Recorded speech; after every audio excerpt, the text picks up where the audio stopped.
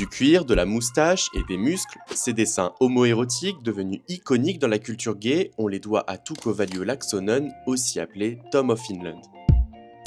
Tout commence en 1939 à Helsinki, capitale de la Finlande. Touko n'a que 19 ans et débute des études dans la publicité. Pendant son temps libre, il dessine déjà, discrètement et uniquement pour son propre plaisir. Mais sa vie est totalement bouleversée quelques mois plus tard. La Seconde Guerre mondiale éclate et les jeunes Finlandais sont appelés à rejoindre l'armée. Laaksonen est enrôlé en février 1940 en tant qu'officier, un poste qu'il tient jusqu'à la fin de la guerre en 1945.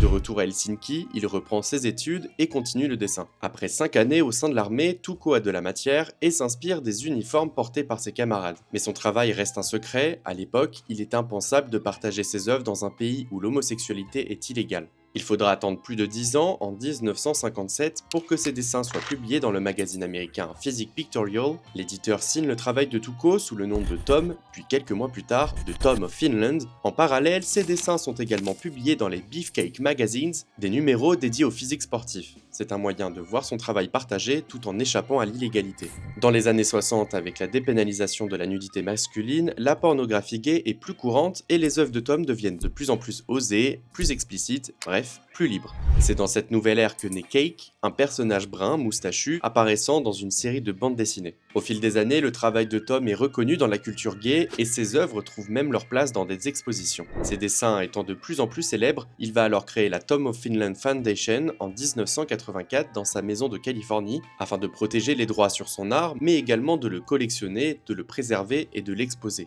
Quelques années plus tard, en 1991, Tom décède d'un accident vasculaire cérébral dû à l'emphysème qui lui avait été diagnostiqué 3 ans plus tôt. I said to Tom, I love your work. I think you're an amazing artist. But now I realize that you did something different. You did something more.